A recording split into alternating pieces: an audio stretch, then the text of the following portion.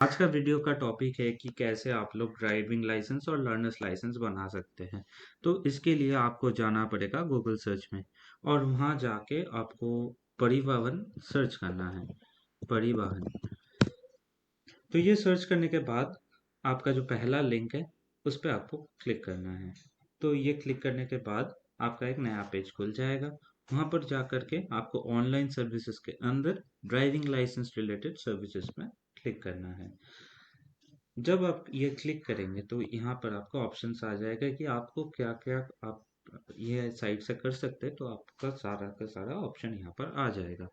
तो अगर आपको ड्राइविंग लाइसेंस बनाना है तो आपको अप्लाई ड्राइविंग लाइसेंस पे क्लिक करना है, या फिर आपको लर्नर्स लाइसेंस बनाना है तो आप लर्नर्स लाइसेंस पे क्लिक कर सकते हैं।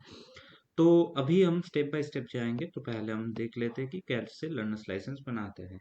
तो लर्नर्स लाइसेंस बनाने का वो क्लिक करने के बाद, ऑप्शन क्लिक करने के बाद आपके पास ये लिस्ट आ जाएगा कि कौन सा स्टेप्स है।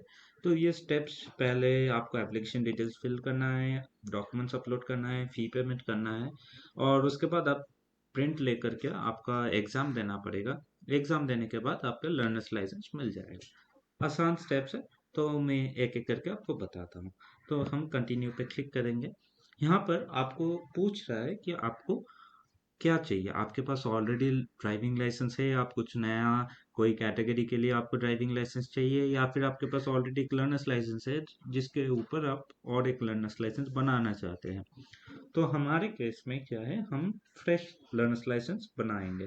तो हम सीधा सबमिट पे क्लिक करेंगे। तीन ऑप्शन है, तो हम पहला वाला ही छोड़ देंगे, ऑप्शन को छोड़ देंगे, सबमिट पे क्लिक करेंगे। सबमिट में क्लिक करने के बाद एक पेज खुल जाएगा कि यहाँ से आपको पूछेगा कि आपको आपका सारा डिटेल्स पूछेगा, नाम, आपका एड्रेस वगैरह सब डिटेल्स यहाँ से आपको पूछेगा। यहाँ पर आपको बहुत ध्यान से डिटेल्स को फिल करना है। चेक करना है कि कोई स्पेलिंग मिस्टेक या फिर कुछ मिस्टेक ना हो जाए, क्योंकि बाद में ये चेंज करना बहुत मुश्किल हो जाता है। तो हम यहाँ से स्टेट सिलेक्ट कर लेंगे, जैसे कि मेरा केस में वेस्ट बंगाल है। तो यहाँ पर आपको अगर आपका आरटीओ ऑफिस नहीं पता है कौन सा आरटीओ ऑफिस है, तो हम पिन कोड डालकर भी ये सिलेक्ट कर सकते हैं। तो हमारा केस में हमको पता है, तो हम एक सैंपल के लिए चूज कर लेते हैं। तो ये हमारा नेम ऑफ द एप्लीकेंट पूछ रहा है।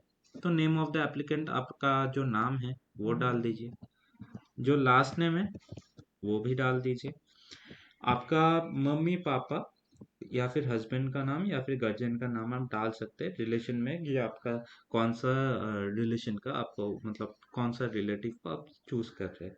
तो हम यहाँ से चूज कर लेंगे कोई भी एक ऑप्शन। तो उसके बाद आपका पेरेंट्स का नाम हो या फिर आपका कोई गार्जियन का नाम हो तो वो आप डाल सकते हैं। हम सैंपल के तौर पर डाल रहे हैं, तो इसमें कुछ ज़्यादा मतलब कुछ प्रॉब्लम नहीं है। तो अभी हमको पूछ रहा है कि आपका डेट ऑफ बर्थ कौन है। ध्यान रखें कि आपका डेट ऑफ बर्थ आपका 18 साल से ऊपर होना चाहिए, तब भी आप ये इसके लिए अप्लाई कर सकते हैं। तो हमारे केस में 1995 डाल देंगे। रैंडम डेट डाल रहे हैं क्योंकि ये जस्ट सैंपल है, आपको दिखाने के लिए हम ये कर रहे हैं। यहाँ पर आपका क्वालिफिकेशन पूछेगा कि आपका मतलब आप कितने दूर तक पढ़ाई किया है। तो हमारे केस में graduate in non medical sciences. Blood group आप डाल सकते हैं, अगर आपको पता है तो आप डाल दीजिए, अगर नहीं पता है तो यू कैन स्किप दैट। उसके बाद आपको यहाँ पर पूछेगा कि एप्लीकेंट्स का फ़ोन नंबर, तो फ़ोन नंबर डाल दीजिए यहाँ पर। अभी कुछ भी फ़ोन नंबर डाल दीजिए अभी के लिए।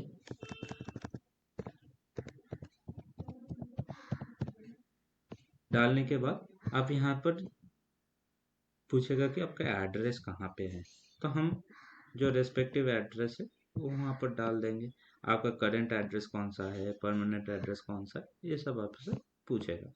तो हम अभी कोई भी एक चूज कर रहे हैं सिंप्लिसिटी के लिए। तो यहाँ पर हमने ये सिलेक्ट कर लिया है। तो आपका पिन कोड भी डाल दीजिए यहाँ पर।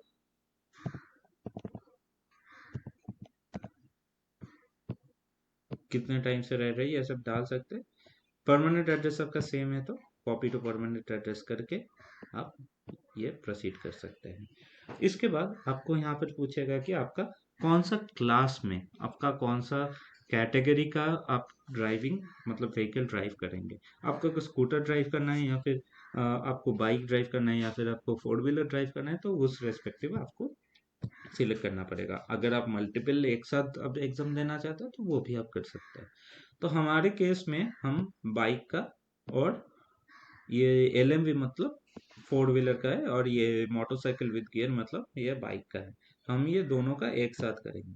तो ये हो गया पहला, ये दूसरा हो गया। यहाँ से आप दूसरा बहुत सारे ऑप्शन है तो वो आपका जो जिसके लिए आप अप्लाई कर रहे हैं तो उसका आप डाल सकते हैं। ये डालने के बाद आपको यहाँ पर पूछेगा कि आपका पहले कोई लाइसेंस कैंसिल हुआ है या फिर कोई कैंसिल रद्द हुआ है, मतलब कोई लाइसेंस रद्द हुआ है कि नहीं। तो आप अगर है तो आप यस कर दीजिए, अगर नहीं है, ज़्यादातर केस में नहीं होगा क्योंकि आप फ्रेश अप्लाई कर रहे हैं, तो आप वो उसको छोड़ दीजिए। आप अगर ड्राइविंग स्कूल से तो यहाँ पर आपको यस दबा सकते हैं और यहाँ पर दूसरा ऑप्शन से तो मैं इसको इग्नोर करके मैं सीधा नेक्स्ट पेज पे जा रहा हूँ, सबमिट। यहाँ पर मुझे करेक्ट मोबाइल नंबर देना पड़ेगा, उसके बाद मैं वीडियो को कंटिन्यू करता हूँ। तो अभी हमने लर्नर्स लाइसेंस का जो फॉर्म है, जो इनिशियल फॉर्म है वो हमने सबमिट कर दिया है। तो यहाँ पर आप देख सकते हैं कि आपने कौन सा ऑप्शन चूज किया था। तो हमने बाइक का और गाड़ी का, फोर व्हीलर का हमने चूज किया है। तो उसके बाद हम ओके पे क्लिक करेंगे। ओके पे क्लिक करने के बाद यहाँ पर आप डॉक्यूमेंट जो है आपको डालना पड़ेगा। क्या क्या डॉक्यूमेंट्स आपको अपलोड करना पड़ेगा वो मैं बता देता हूँ। तो एज प्रूफ के लिए आप इनमें से कोई भी एक ऑप्शन ले सकते हैं। आप वोटर कार्ड डाल सकते हैं, पासपोर्ट अगर आपके पास है तो वो भी डाल सकते हैं, बर्थ सर्टिफिकेट है तो वो भी डाल सकते हैं, पैन कार्ड है तो वो भी डाल सकते हैं। और यहाँ पर जितने भी ऑप्शन है बाकी सब भी डाल सकते हैं। तो ये आप यहाँ पर एक सिलेक्ट कर लीजिए। उसके बाद आपके पास आपको क्या करना पड़ेगा कि आपको डॉक्यूमेंट नंबर जो है वो डालना पड़ेगा, पासपोर्ट का नंबर हो या फिर आपका पैन कार्ड का नंबर हो वो डालना पड़ेगा। उसके बाद कब आपने इसका जो कार्ड का जो इशू डेट है, कब आपको ये कार्ड मिला था, तो वो आप डाल के यहाँ से अपलोड करके आप ये वाला ऑप्शन पे क्लिक कीजिए। यहाँ से आप पहले फाइल को चूज कर लीजिए कौन सा फाइल है। तो आप यहाँ से कोई भी एक फाइल को चूज करके आप अपलोड करके डाल दीजिए। तो ये आपका एज प्रूफ हो गया। इसके बाद आप एड्रेस प्रूफ भी सेम तरीके से डाल सकते हैं। और जो फॉर्म वन सेल्फ डिक्लेरेशन है ये भी आपको डालना पड़ेगा, जो कि हम आपने जब पहला जो एप्लीकेशन का जो आपका एक पेज आया था वहां पर से आप फॉर्म वन मिल जाएगा। फॉर्म वन को प्रिंट कर लीजिए, जैसे कि हमने बताया था कि वहां पर जितने भी लिंक है वहां से प्रिंट करके आप उसका साइन करके यहाँ पर अपलोड कर दीजिए। तो ये आपका अगर एज बहुत ज़्यादा नहीं है, मतलब आप सीनियर सिटीजन कैटेगरी में नहीं, तो आप सेल्फ डिक्लेरेशन से कर सकते हैं। बाकी ये तीन मैंडेटरी है। ये तीन आप अपलोड करने के बाद आप नेक्स्ट दबा दीजिए। अब जब नेक्स्ट दबाएंगे तो यहाँ पर ये दिखाएगा कंप्लीटेड, कि आपका डॉक्यूमेंट्स अपलोड करना हो गया, तब कंप्लीट हो गया। तो इसके बाद यहाँ पर आप फी पेमेंट करेंगे।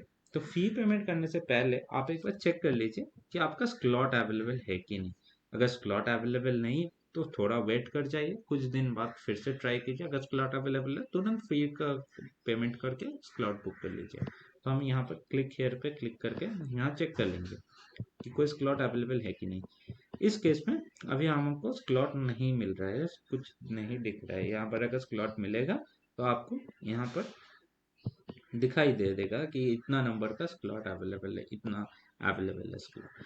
तो उसके बाद आपको क्या करना है, डॉक्यूमेंट्स अपलोड हो गया, उसके बाद फी भी पेमेंट कर दीजिए। तो वो फी भी पेमेंट करने के बाद यहाँ पर आपको एक एक जब जिस दिन एक एक करके आप करेंगे, तो पहले हमारा ये एप्लीकेशन डिटेल फिल हो गया, डॉक्यूमेंट अपलोड हमने कर दिया, उसके बाद फी पेमेंट भी हमने कर दिया। लास्ट ऑप्शन है स्लॉट बुकिंग। तो स्लॉट बुकिंग बहुत ही सिंपल है, जैसे कि आपने यहाँ पर देखा था, जैसे कि आपने यहाँ पर देखा था लास्ट ऑप्शन में कि जैसे हम स्लॉट देखते हैं, तो यहाँ ऐसे करके हम लोग चूज कर सकते हैं कि इस दिन पे हमको स्लॉट लेना है, वो स्लॉट लेकर के आप सबमिट कर दीजिए। बहुत ही सिंपल है। उसके बाद आपको एक एक्नॉलेजमेंट मिलेगा, एक फॉर्म मिलेगा, ठीक है। यहाँ से भी आप फॉर्म वन डाउनलोड कर सकते हैं, आपको जो अपलोड करना है वो यहाँ से भी कर सकते हैं। एक एक्नॉलेजमेंट मिलेगा, एक स्लॉट बुकिंग का कंफर्मेशन मिलेगा। वो स्लॉट बुकिंग का कंफर्मेशन लेकर के आप एग्जाम देने चला जाइए। एग्जाम देने के बाद आपके हाथ में वो मतलब आप प्रिंट कर सकते हैं लर्नर्स लाइसेंस। कैसे प्रिंट करेंगे? आप पहले तो ये फॉर्म फिलअप करके सबमिट कर दीजिए, फी पेमेंट कर दीजिए, स्लॉट बुकिंग कर दीजिए और जाकर के एग्जाम भी दे दीजिए। बहुत ही सिंपल एग्जाम होता है, 10 क्वेश्चंस रहता है, तो आप पहले वो कंप्लीट कर लीजिए। उसके बाद आप जब घर वापस आएंगे, इसमें थोड़ा टाइम जाएगा। उसके बाद आप जब घर में वापस आएंगे, यहाँ से आप लोग यहाँ से जा करके आप लोग लर्नर्स लाइसेंस भी प्रिंट कर सकते हैं, ठीक है। लर्नर्स लाइसेंस, ड्राइविंग लाइसेंस भी यहाँ से प्रिंट हो जाएगा। आपका ये प्रिंट लर्नर्स लाइसेंस, तो यहाँ पर जा करके आपको एप्लीकेशन नंबर डालना है। जो आपका हमारा जो एप्लीकेशन नंबर है वो हम डाल देंगे।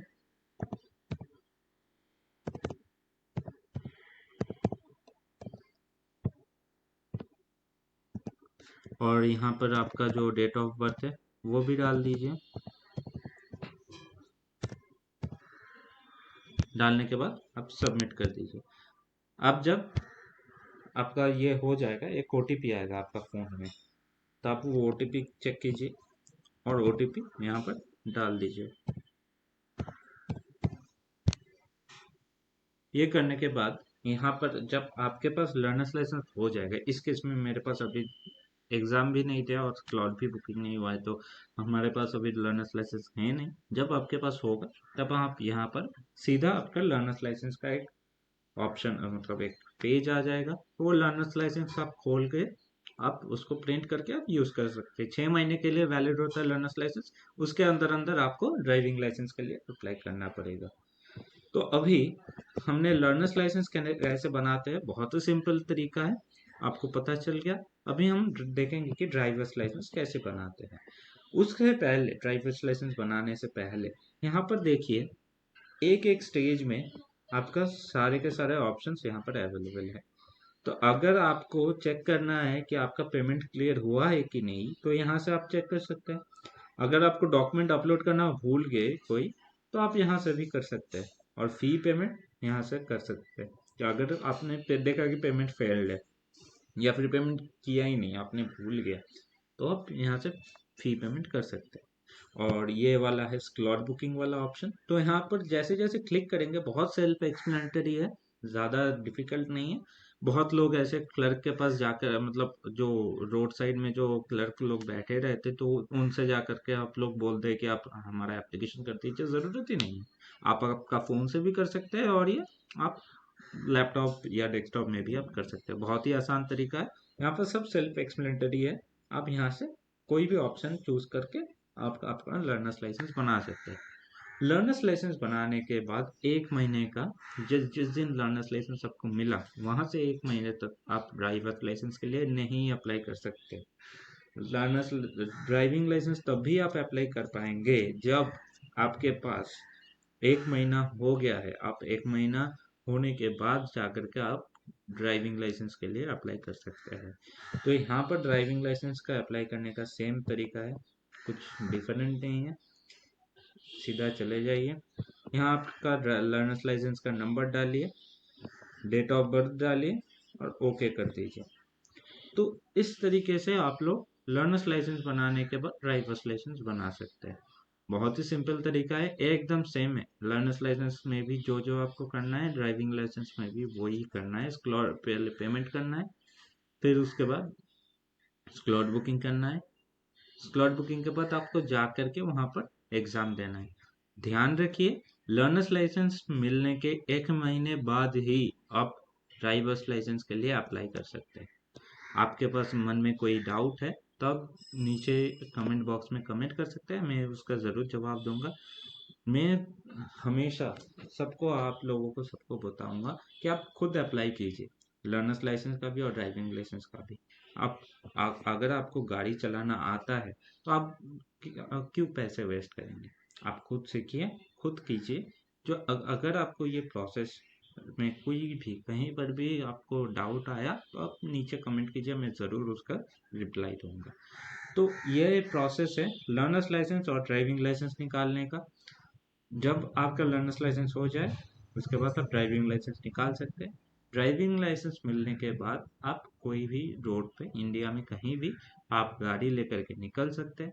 हमारे केस में हमने टू व्हीलर का और फोर व्हीलर का एक साथ किया था, तो आप सेम डे पर भी आप दोनों का एग्जाम दे क्लियर कर सकते हैं। ठीक है, तो ये हो जाने के बाद आपके हाथ में ड्राइवर्स लाइसेंस मिल जाएगा। कोई भी डाउट हो आप जरूर पूछिए। मैं मतलब बार बार बता रहा हूँ इसलिए क्योंकि आपको कहीं और जाने का जरूरत ना पड़े। ठीक है, धन्यवाद।